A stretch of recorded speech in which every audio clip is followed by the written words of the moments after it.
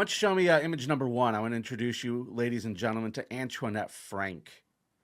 She was born down there in Louisiana in 1971. Can I tell you something funny? So we were hanging out last night, as I mentioned, and we were talking about like what's going to be the category tomorrow. And you said someone suggested female basketball player. Yeah. So when you sent me this morning, I'm like, I don't see basketball on this woman's Wikipedia page at all. What the fuck? So I text you, I'm like, what the fuck's the category then? So I forgot that we decided New Orleans. Yeah, we decided New Orleans because, again, this is where the Super Bowl is this week. So we figured we'd give the city its proper shellacking. Antoinette Frank is Carl, my creep today, and she's considered one of the most infamous corrupt law enforcement officials in U.S. history. We have talked about the police in New Orleans. We had one of the guys that Biden pardoned off of federal death row was a Louisiana police officer who was ordering hits through like local gangs. Yeah. I mean, there's some crazy shit that happens down there with the cops. And for this particular case, not only is she a super corrupt cop, you're not even going to believe this, what she was up to. She's a lady.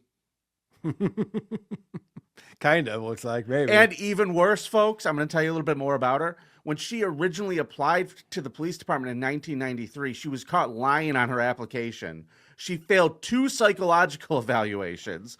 The police or psychiatrist Philip Scoria strongly advised against hiring her, calling her shallow and superficial.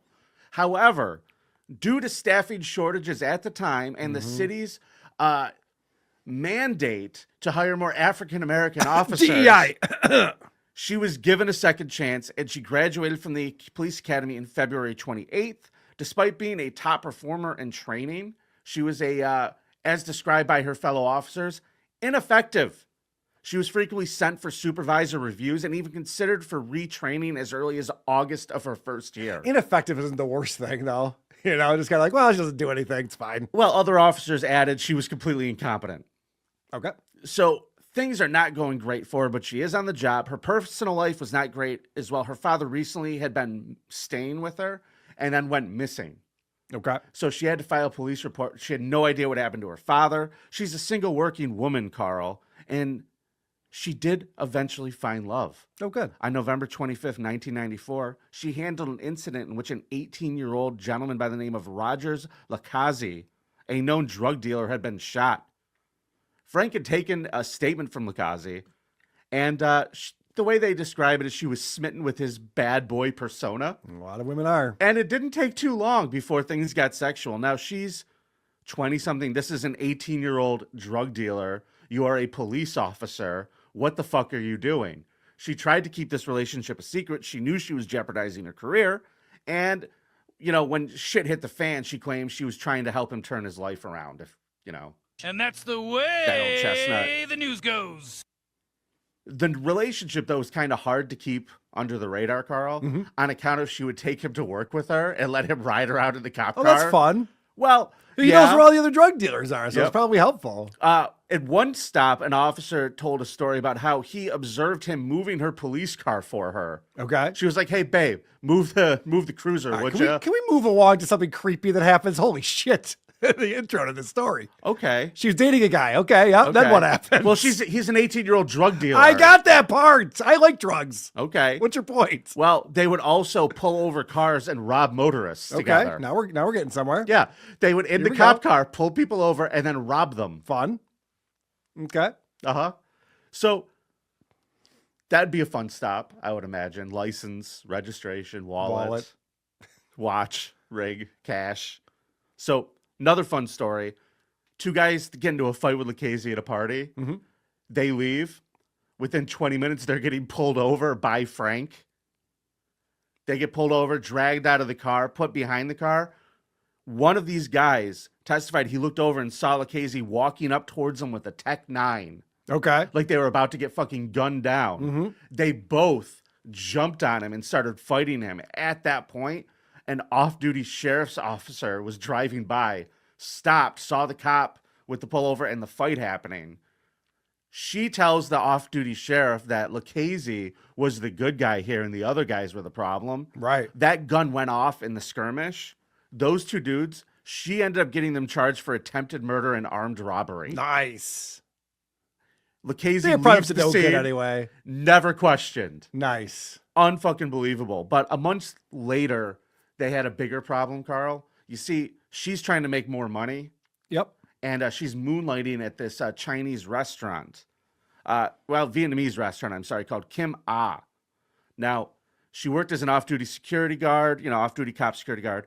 And one night, March 4th, 1995, the oldest daughter of the owners was the manager on charge. She's in the kitchen counting money. She goes into the dining room to pay off the other off-duty cop that was there. Mm-hmm.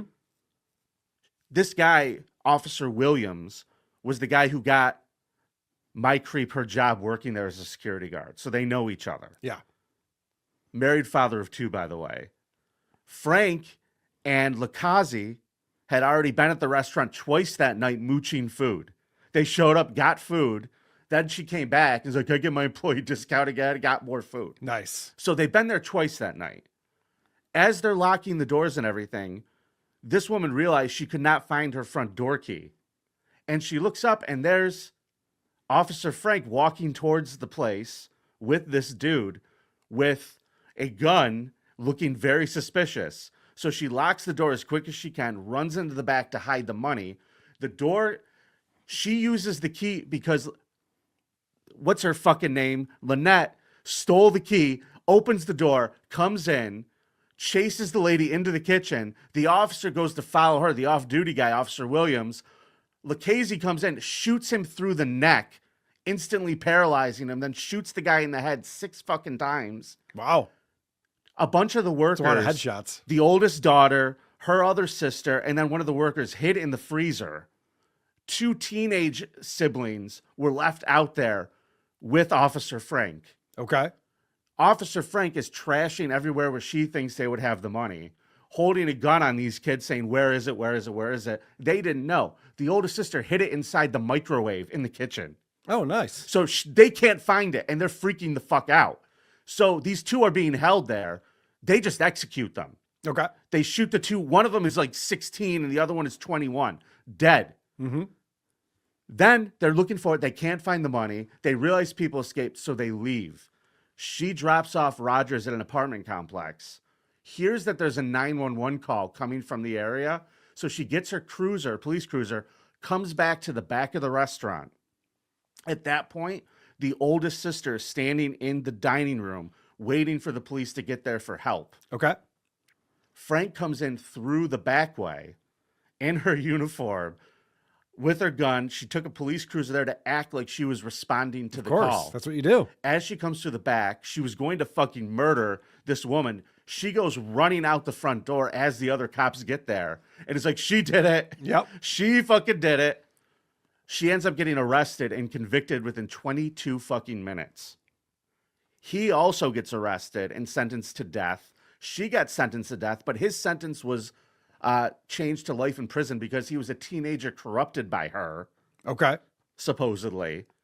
And here's a fun fact. Remember I told you her dad was missing? Yes. After she's on death row, other people got her old house, and they started doing some digging. Mm-hmm. And they found a human skeleton and a skull with a bullet hole in it. Okay. And because she was already on death row, the police pretty much realized it was her dad. But they were like, it doesn't really matter. And they didn't want to do any extra police work. So right. She is an absolute piece of reprehensible dog shit.